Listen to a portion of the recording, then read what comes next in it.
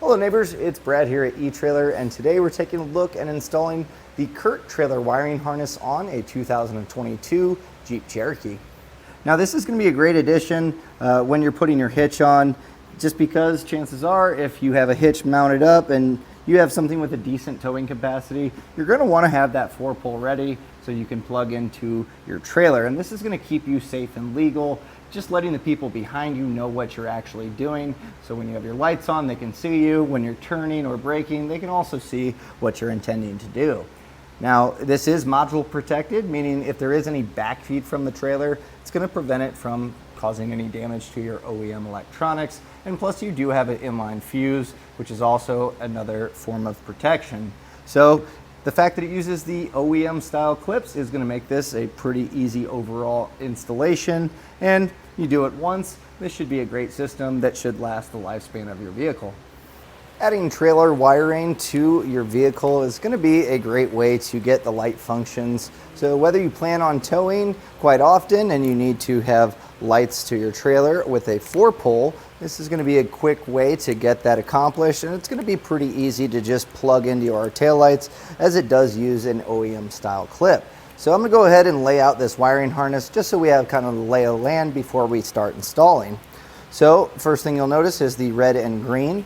This is going to be a long bundle, and this is going to be for our right turn signal. So this will be our passenger. So this will live over here, and that's the reason the wires are quite long, because our module is going to live on the driver's side. So going along with that on our driver's side will be the yellow and brown, and you'll see it does have this little connector, and it's just going to be a jumper into our factory plugs. So it's going to go clip in just like you would as we're going to find behind the tail lights, making it pretty easy to just jump in there. Now this white wire is going to be a ground wire. It's got a ring terminal attached, and we're just going to find a suitable grounding point for our electrical connection there. And then that's just going to leave us with our 4-pole, where we're going to actually plug into our trailer. And this one's going to live outside the vehicle, and we'll attach it to our safety chain loop. And then finally we have this black wire. This is going to be our power wire, and we're going to be attaching the extra loom that comes in the wiring kit and route this up to our battery and a fuse holder to get our 12-volt power supply. So to get this installed, we'll start by opening up our rear hatch. Now to make our attachments with our connectors, we're going to need to pull the taillights out, and that's going to be accomplished using a T30 Torx bit. There's just going to be 2 of these screws here, so I'll go ahead and get these taken out.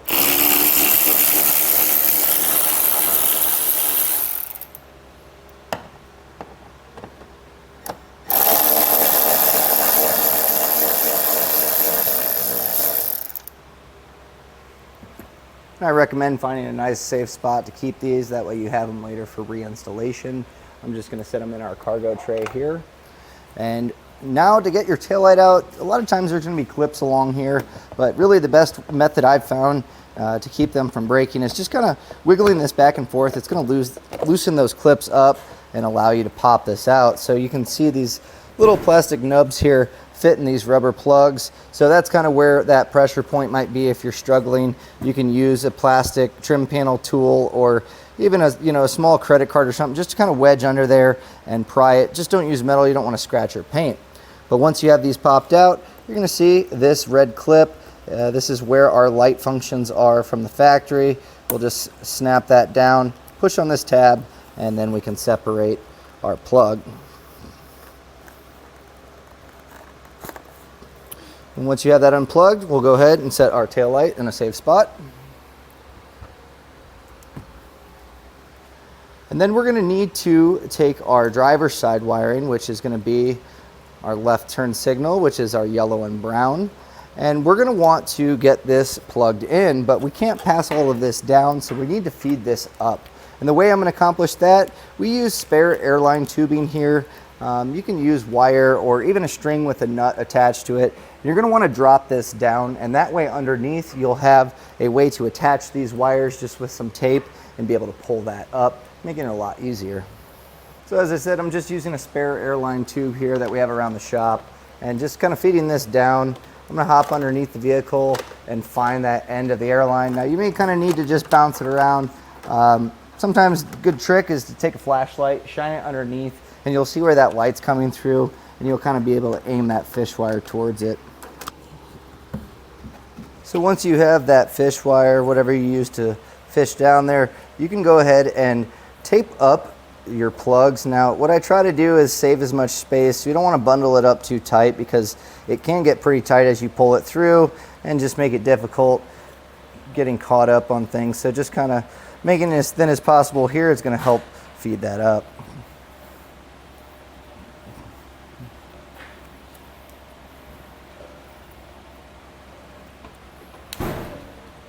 So with that attached, we'll just pull it from the other side and just kind of help feed it along. You may have to kind of jostle it around to find those openings and gaps, but you should be able to get this to pull through.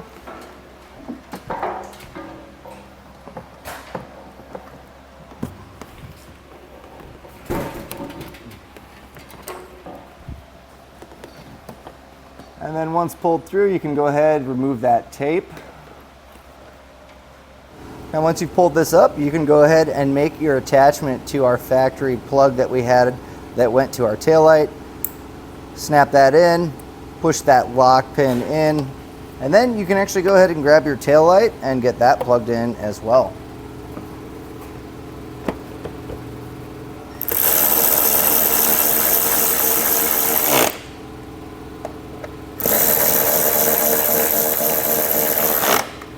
So now we have this kind of dangling here, and before I route anything else, it just kind of makes it easier before buttoning this up to get our power wire attached, because sometimes when you put this up there, it's going to be tricky to get this all butt connected up. So I'm just going to do it while we have access here.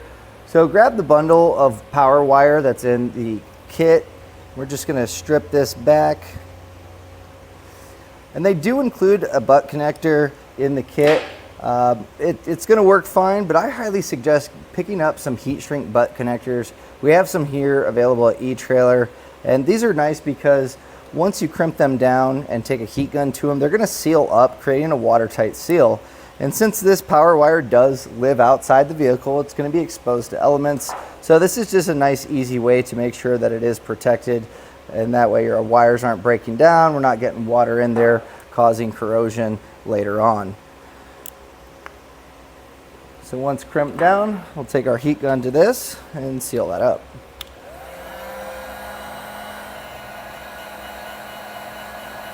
Now we have that connected. I'm going to wait to do our ground wire and mount up our bracket, because sometimes you're going to need as much slack as possible on these clips. So what I'm going to do now is route our plugs for our right turn signal over, and we're going to fish wire it up just like we did the other one. So you'll be removing your taillights with that same T30. But to find a clean path to pass this through, try to stay away from the exhaust. You don't want this resting on there. It can cause damage. There's not a whole lot of suspension to worry about, but obviously any moving parts or something else that you want to keep track of, make sure that it's not going to get pinched. And also any sharp corners, some of the heat shields can kind of cut into the wires over time. So just try to find a nice clean path. I'm going to route mine kind of under in the bumper here, and you can use the hitch as a zip tie point, but as you route over, try to pull over as much as you can, throw in a few zip ties in to secure it, and then once we get to this point, we can fish wire this up and make that connection. So I'm going to go ahead and get mine routed, and I'll show you how I did it. So I've gone ahead and just pulled our wire over and fish wired this up, so we'll just go ahead and make the same connections like we did on our driver's side.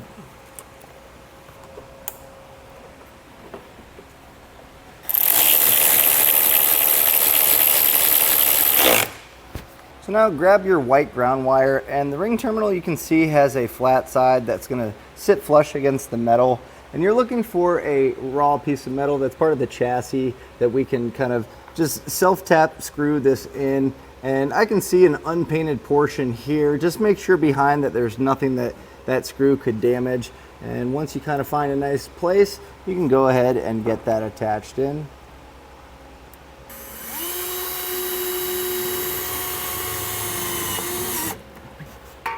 So just make it tight enough to where the ring terminal doesn't freely spin around, but anything more than that, you run the risk of kind of stripping out that self-tapper. So just make sure it's snug. And then we have our ground attached. So So now we're going to take our module here, and this can mount up a few different ways. So there's the double-sided tape that you can stick to a flat surface. You also have this bracket portion here, so you can run another shelf tapper to mount it up, or you can simply use a zip tie. The main thing is you just don't want this jostling around over time or in causing damage. Another thing I suggest is you have this coating here where all of our wires come out, and it is sealed, but I would recommend having that face down. That way, if it does see any road grime, that water's not going to pool in there and break down those wires. So I'll go grab my double-sided tape, and I'm going to grab a zip tie and just kind of get this mounted up. So taking my double-sided tape, I'm just going to press this on the flat portion here, and I see a few flat spots. I'm going to kind of aim this towards a wiring harness, factory loom that I can zip tie around just for added protection. That way, if this double-sided tape over time loses adhesion, we can just rely on that zip tie to hold that up. So now with that mounted up, we also want to grab our 4-pull, and we're going to route this over to where our hitch is. And this is going to live outside of the vehicle, and there's a few different ways to mount this up. You can actually pick up some brackets here for your full 4-pull at eTrailer, and that's going to make a nice permanent mount. The other option is using the included dust cap here and just kind of loop it on your safety chain loop, and that's going to work fine. But again, I routed those other wires to the other side and zip tied those up. I'm going to do the same with our 4-pull, again just making sure to not make contact with the exhaust, and then I'll get that zip tied. I'm also going to clean up the excess wires on our other side, and then I'll kind of show you what it looks like when I'm done. So I've gone ahead and just kind of zip tied up our excess wire, and there's a hole here on the metal from the factory that I used to zip tie this up, and that's going to be good to keep this away from the exhaust pipe. And the rest of the wires that we ran over to our passenger side, I just kind of tucked up back here, and you can see where I've zip tied it on the hitch to just make that attachment point. And then also with our 4-pull, I did the same thing, just coiling up some of the extra, and now we have it living here on our safety chain loop. So we have all of our connections made except for our power wire. And this is just going to route up to the battery of the vehicle, and we're going to put a fuse holder in line. So what I'm going to do, route this up to the battery, and then we'll go under here and I'll show you the path that I took. There's a bunch of different ways to do this, but again, we're just trying to avoid anything that's hot, moving, pinching, anything that can cause damage to the wire. So I try to use a lot of the factory wire loom to accomplish a safe path. So I'll get this put up and then I'll show you the path. So our power wire that we extended, I just went ahead and used the hole here on our exhaust hanger bracket as it shouldn't get too hot. I've also used that to secure our extra wire that wasn't able to go back because of our hitch. So just kind of holding it there, I went ahead and routed it up over the cross member here, and you can see where I've thrown a zip tie, just attaching it, and it comes over to where this mount is. And then you can tuck it under where this plastic cover is by our fuel tank, and that's going to keep it nice and protected. And what I did along this way, just to make it easier for you all at home, is right here you have a 10 millimeter, and then as you move along, you're also going to have 2 more 10 millimeter nuts. And what I did was just loosen those up, peel this back a little bit, run our wire through, and then once you put this back in place, the wire's not going to be able to pop out that way, and it is protected this way. So that way you don't have to zip tie a bunch, but it's also going to stay nice and protected.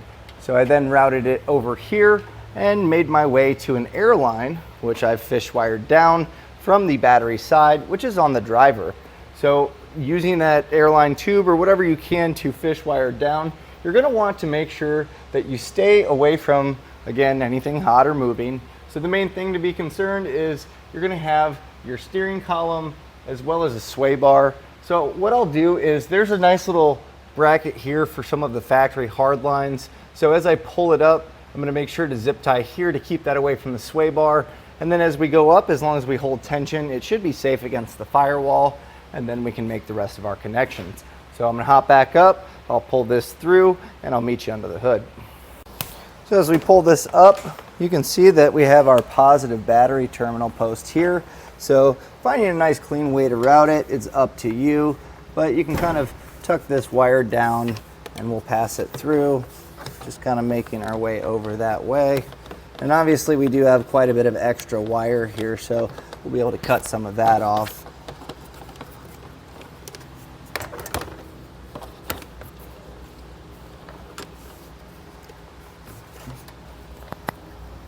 And again, you can throw some zip ties wherever you find necessary. I try my best to stay away from hard lines. You just don't want a zip tie kind of pressing down on this. It could chafe it over time. But once you get to this point, you're actually going to be adding a fuse holder. And the fuse holder is going to give you a little bit of extra length too. So you can trim this back. Sometimes it doesn't hurt to have just a little extra wire. You can always coil it up and zip tie it just for if you do need to ever replace the fuse holder or whatever it may be. It's nice to have that excess. So I'm going to go ahead and cut my wire here.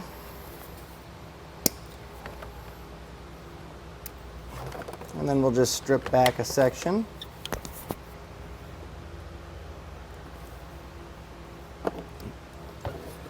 And then your fuse holder being a loop, you can cut wherever you want. And then I'm just going to strip back both of the ends here. And now we're just going to go ahead and get these attached with the butt connector. Now again, in the kit they do include a normal butt connector. I'm going to go ahead and use my heat shrink. That way if you were to hose down your engine bay and clean it, it's going to be still watertight. So let me grab one of those and we'll get it attached. And then we can place our fuse holder on there and crimp this down. And I always like to give it just a quick tug just to make sure that the crimps are good, that the wires aren't going to come loose. You don't have to pull too hard, but just enough to kind of test to make sure it's crimped. So I'll go ahead and heat shrink that, but before doing that, I'm going to attach our ring terminal, which is going to go onto our battery terminal. Now, something important to note before we put this on our positive terminal, make sure that you don't have the fuse in the fuse holder because that's going to send power, and if a short happens, it might pop your fuse. So we'll wait until it's all hooked up and then get that fuse in place.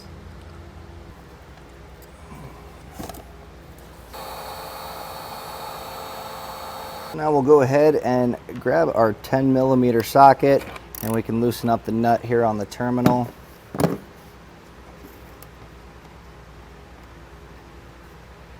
And now we can go ahead and place our ring terminal on there and get this tightened down. Now with that tightened, we can go ahead and grab the fuse that comes with the kit and get this placed in. It does take a little force to get this in place, but just make sure it's lined up so it doesn't bend those prongs. And then we can cap this up. And then your excess wire, it's up to you. You can kind of zip tie this, make it nice and clean. And then all that's left to do is test to make sure the wire is working. And the way I'm going to be testing is using a 4-pole tester. And this is nice because it keeps it actually just strictly on the car. The other way that you can test is hooking up to your trailer and having someone run through the light cycle, and that way you can see the lights working on the trailer. But if your trailer has any wiring issues, it may give you a false negative. So this is nice because it keeps it specific. So I'm going to just plug this in and it's going to light up accordingly as I run through the light sequence. So I'll hop in and we're going to start by doing our running lights, and we should see this light up, and then we'll go through the rest of the functions. So first we'll start off with our running lights. Next we'll do our left turn signal, our right turn signal, and then finally the brakes. So with everything working properly, we're ready to hook up to our trailer and get to towing. And that was a look and installation of the Curt trailer wiring harness on a 2022 Jeep Cherokee.